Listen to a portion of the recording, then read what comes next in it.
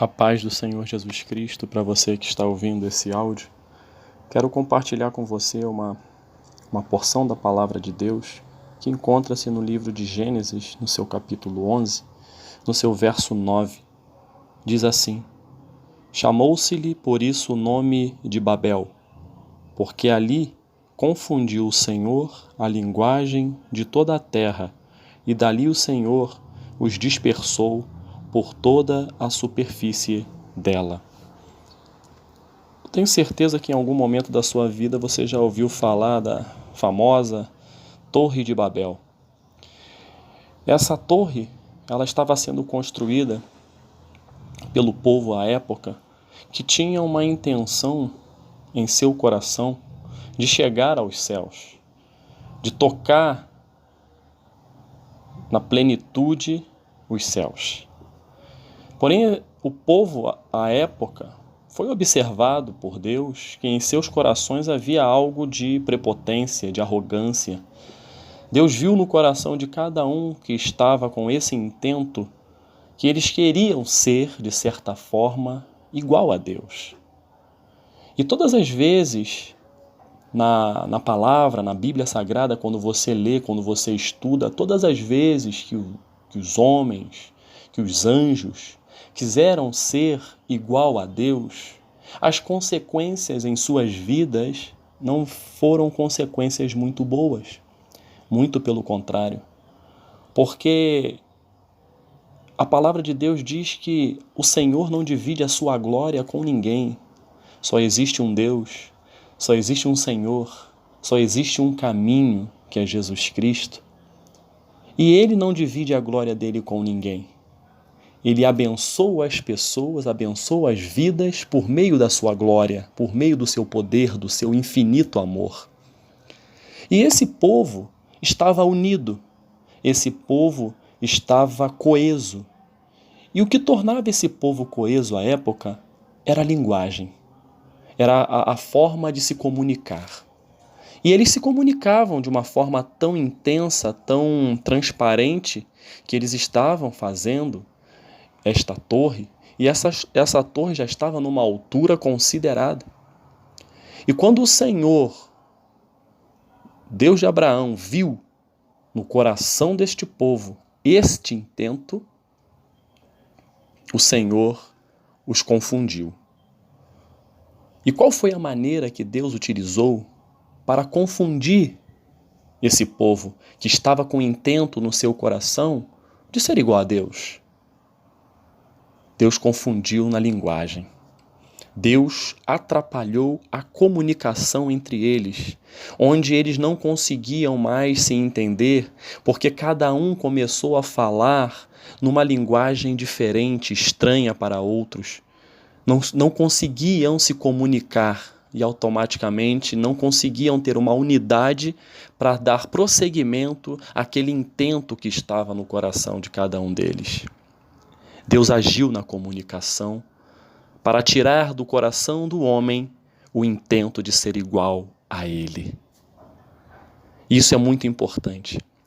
Deus, às vezes, coloca em nossos corações algumas situações que fervem dentro de nós, que nos confundem muitas das vezes, para nos colocar aonde nós devemos estar.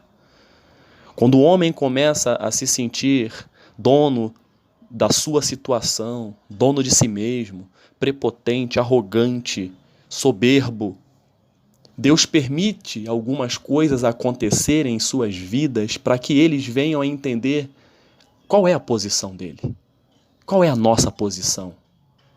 Quem tem que ser exaltado e glorificado é o Senhor, Ele é Deus. E eu tenho que entender que no meu coração, o trono do meu coração, quem tem que reinar é Ele.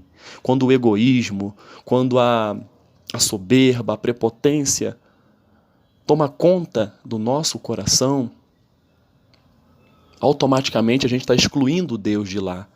E o mesmo Deus permite situações que vêm em nossas vidas para nos confundir e para nos mostrar o seguinte: eu dependo de Deus. Esse é um grande ensinamento que a gente tira deste texto, traçando esses paralelos. Mas eu queria realmente trabalhar, refletir com você acerca de um tema, a importância da comunicação. Nós acabamos de ver nesse texto como a comunicação foi importante, a linguagem, a unidade da linguagem foi importante para que eles colocassem em prática o que eles planejaram em fazer uma torre tão alta que em algum momento tocaria o céu. A linguagem foi importante. E quando Deus entrou e confundiu a linguagem, o intento terminou. Eles foram dispersos porque eles não se entendiam mais. Eles não se comunicavam mais. E hoje nós podemos tirar um ensinamento muito importante, caro ouvinte. A importância da comunicação. A importância da comunicação. Primeiro, comunicação entre nós e Deus. Essa comunicação ela tem que estar fluindo. É por meio da oração. É um canal aberto que nós temos em nome de Jesus Cristo. Nós temos esse canal aberto com o Senhor. Essa comunicação não pode ter ruído. Essa comunicação não pode ser interrompida. E essa comunicação Deus não interrompe. Quem interrompe essa comunicação somos nós quando não buscamos a presença dEle em oração. E quando buscamos esta comunicação, este contato com Deus por meio de Jesus, a orientação dEle vem, a esperança vem, a fortaleza vem, a paz vem, o amor chega, o discernimento, a sabedoria. A gente consegue ouvir Deus falar em nosso proveito. É através da oração, onde nós adoramos ao Senhor, onde nós colocamos Ele no seu devido lugar, que é um lugar de glória, é onde nós honramos o nosso Deus, onde nós glorificamos o seu nome. É nesta comunicação, é na oração. Oração é diálogo, é conversa. E muitas das vezes nós sofremos porque não nos comunicamos com Deus. Ele fica sempre, eis que estou à porta e bato. Se você abriu a porta do seu coração, Ele vai entrar e falar contigo. Vai se comunicar com você. Mas o nosso Deus, Ele é muito educado. O Espírito Santo jamais vai arrombar o seu coração. Vai chegar pisando, abrindo as portas com uma pisada. Não vai fazer isso. Quem faz isso é o inimigo das nossas almas. Ele não. Ele é um gentleman. Ele é educado. Ele pergunta, posso entrar? Mesmo sendo Deus. E nós temos que abrir o nosso coração para Ele entrar. Esta é a comunicação. Vejam a importância da comunicação com Deus. Temos que ver também que há a importância na comunicação no nosso lar, no nosso relacionamento com os nossos filhos, com as nossas esposas, as esposas com seus maridos, enfim. Esta comunicação também não pode falhar. Se essa comunicação não houver o entendimento, não houver o diálogo, não houver a conversa, saber ouvir, a renúncia, saber orientar, com certeza esta falha na comunicação vai tornar o lar disperso. O povo à época foi disperso porque não se comunicava mais. E é isso que acontece. Pai para um lado, mãe para o outro, filho para o outro. Não veem a importância da comunicação no lar. É muito importante. Você pode ver as fraquezas uns dos outros, onde juntos podem vencer as fraquezas, reforçar aquilo que está bem, melhorar aquilo que precisa, orientar os filhos no que se deve fazer. Outro, a comunicação no casamento, no relacionamento matrimonial é fundamental. Não pode ter nada escondido. Tem que mostrar um ao outro aquilo que está vendo. Não gostei disso em você, o que você fez. Automaticamente há uma renúncia, há um perdão. A comunicação no casamento é importante. Infelizmente hoje muitos casamentos estão sendo rompidos por falta também de comunicação. Não só da comunicação, mas também da comunicação. No trabalho, você tem que entender que no trabalho é necessário ter comunicação, diálogo. Não só no sentido de patrão com o seu subordinado, com o seu empregado. Não, é o diálogo que vai além. Você está tratando com pessoas. E às vezes a comunicação, a forma como se fala, a forma como se interage, vai fazer inclusive que a empresa produza, vai fazer com que o empreendimento cresça. Quando você entende que a comunicação foi o próprio Deus que criou com esse objetivo, não é o que fala, é como se fala. Você pode, às vezes, chamar a atenção de um empregado com o objetivo de melhorar um processo, mas sem ofender, sem colocar a pessoa, né, debaixo dos teus chinelos, né? Não pode ser assim. Quando nós sabemos e entendemos a importância da comunicação, tudo prospera. Agora, se não há comunicação, a tendência é dispersar. Na educação dos filhos, muito importante, como já disse, e nos diversos relacionamentos da vida, a comunicação, ela é muito importante. E ela nos faz crescer. A comunicação nos faz vencer. Se ficamos quietos, não falamos o que necessitamos falar, como o outro lado vai saber o que você está pensando, os teus propósitos? Numa empresa, como eu já dei o exemplo, às vezes num diálogo, o patrão recebe do seu empregado uma ideia sensacional.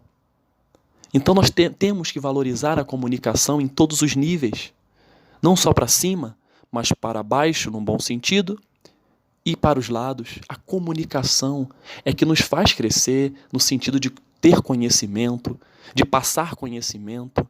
E nesse contexto todo, eu entendo que a comunicação principal foi o que eu falei no início. É a nossa comunicação com Deus. Essa comunicação não pode falhar, porque Ele vai nos dar a sabedoria, o discernimento para vencermos, para avançarmos. E às vezes, quando nós entendemos que as dificuldades vêm e elas serão vencidas, quando nós colocarmos a comunicação com Deus em ação, e Ele vai nos revelar, vai nos mostrar o verdadeiro caminho a seguir, e ao final teremos a vitória, teremos unidade, e o nome do Senhor será exaltado. Que você, que eu, que nós entendamos que hoje temos que valorizar a comunicação, o diálogo. Converse com seu marido, converse com a sua noiva, converse com o seu namorado, converse com seus pais, tire tempo. Largue um pouco o celular, largue um pouco a televisão. Vamos conversar. Conversar olhando olho no olho. Vamos conversar realmente com o objetivo de ouvir o que o outro está falando. E de certa forma, ser ouvido também. A comunicação, quando há a interrupção dela, lá no final, alguma consequência negativa virá. Se você não orientou o seu filho, se você não ensinou o seu filho no caminho que ele deve andar, lá na frente não adianta cobrar que ele não vai ter o embasamento, os valores, as convicções, parte do princípio da comunicação. No seu casamento, você que está iniciando uma caminhada a dois, entenda, o diálogo é fundamental, é saber o que o outro está passando, pensando, e a Bíblia diz que quando se casa é uma só carne. Então não temos que esconder nada um do outro, temos que conversar, temos que dialogar, temos que chegar a um bom termo. E isso evita contenda, isso evita brigas, isso evita desgaste. Que Deus abençoe a sua vida, o nosso dia, e que entendamos que existe uma importância muito grande na comunicação. Deus quer se comunicar com você por meio da sua oração, por meio de Jesus Cristo. Que Deus te abençoe, em nome de Jesus. Amém.